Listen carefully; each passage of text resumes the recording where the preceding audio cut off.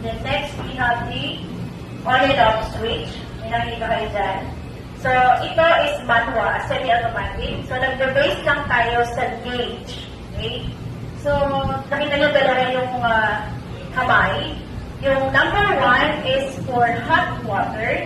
And number 2 is for pressure. So, ganito po yan.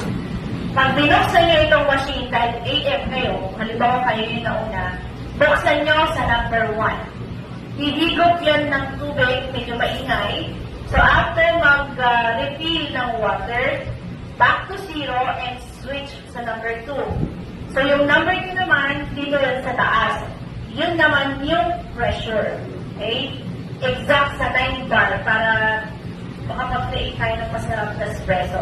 Lahat ng machine, hanggang 9 bar lang ito.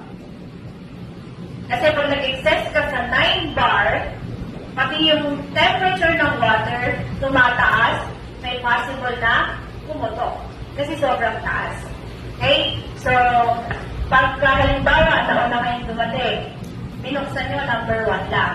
Nakalimutan yung i-switch na number 2. Hindi siya natin magagamit. Kasi, hindi iinit ang tubig dahil wala yung pressure kasi sabayan sila. Okay? Next, we have the pressure gauge, on and off switch. Then this one is steam run. No?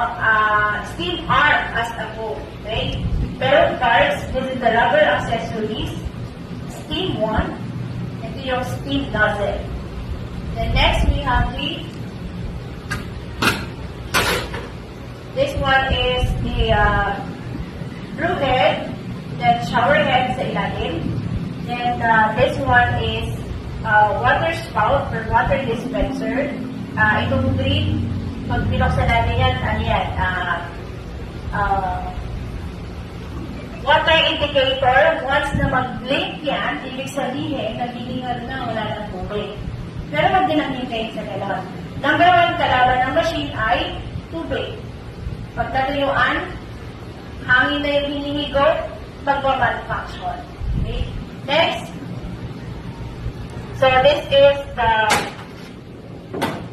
drip tray. Ito yung drip tray. So, inside, meron tayong yan. We have the inlet at outlet. Yung inlet nasa ilalim, yun yung nagsusupply ng tubig. So, ginagamit lang natin yung mga ganyan. Okay? Pwede naman siyang direct sa tubo, pero kailangan mo ng maraming filter. Okay? Next, outlet, doon naman sa kabila, doon lumalabas yung lahat ng, di ba, naguhugas kayo dito. May outlet sa ilalim. So, yun yung laging kailangan i-double check. Sa outlet, baka mamaya, puno na, magbaha, kawawa ang cleaners. Sa inlet, kawawa ang machine kapag na natuyuan ng tubig. Okay? Next, dito naman tayo. So, after i-discuss yan, punta naman kayo din sa grinder. So, this is grinder, coffee grinder, burr grinder kung tawagin. Sa parts niya, we have the bean hopper. So, itong bean hopper, dito nilalagay yung ating beans. Okay? And then, this is the bean hopper lid. Next, we have the adjustable pie or adjust, ito mga na to. Okay, so dito tayo nag-a-adjust at kung counterclockwise, pa-fine, and clockwise, pa-course. Okay, pa-pino, pa-kapal. Okay, and then next we have the body. Then this one is the, ito yung stopper pala, sorry. And this one is the coffee chamber. So, galing dito yung coffee beans, i-grind mo, dito lalabas sa coffee chamber. Then, inside, we have the adjustable pie and yung screw nasa loob. Then, this one is the fixed tamper, yung ganyan, pero bihira lang siya gamitin.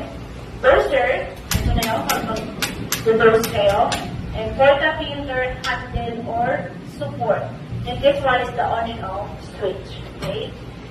Next, last na lang. Since binuksan ko na yung automatic, discuss ko na rin sa inyo. Ang kinaiba nito, mapapansin nyo, kasi ito isang boiler lang siya. Okay? So, ibig sabihin, hindi pwedeng pagsabayin. Halimbawa, sa kabila, nag-steam, hindi mo siya matapos kasi hindi nga pwedeng sabay. Unlike nito, dalawa yung boiler. So, pwede kayong magsabay, mag-steam ka, walang problema. Okay? And this one is my digital display. So, dito, itong display na to is temperature for water. Okay? In general, kahit sa ang coffee shop, meron tayong standard water temperature for coffee. Kasi nagbabase din yung sarap na dinimipla mo based sa init ng tubig. So, nagre-range lang yan from 90 to 96 degrees Celsius. Okay? Pero sa Fahrenheit, nasa 195 to 205 degrees Fahrenheit. Okay? Ano nga ba pinagkaiba din ng dalawa? Ano pinagkaiba ni Celsius sa ni Fahrenheit? Ha? Ala. Ano nga ba? Kasi dati, di ba, narinig natin, dito sa atin, sa Pilipinas, Celsius, di ba? Sige, anong different? Okay, so, going back. Then, so, 92, no? Pasok pa siya. Then, this one is 124. Yun lang yung maximum, 125, ang pressure dapat. Okay? Para yun dito. Okay? Yan yung lakas ng 125 at 6. Okay? Next, ito naman, para mag-back to zero, ayan.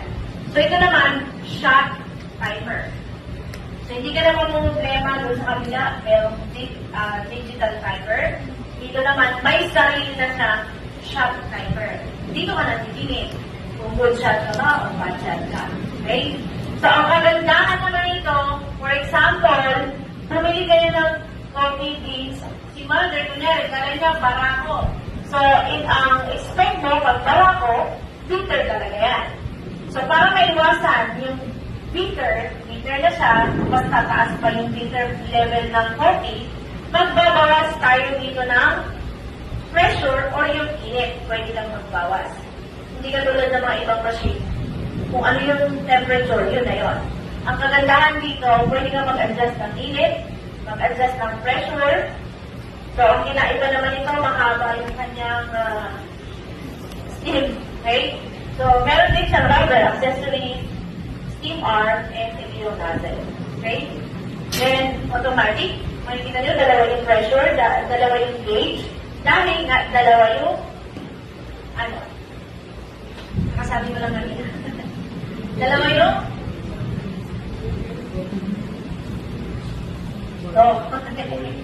yung, boiler.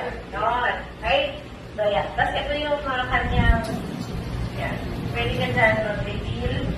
Dalawa yan.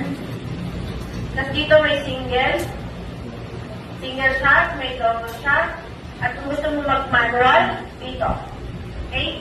Yan.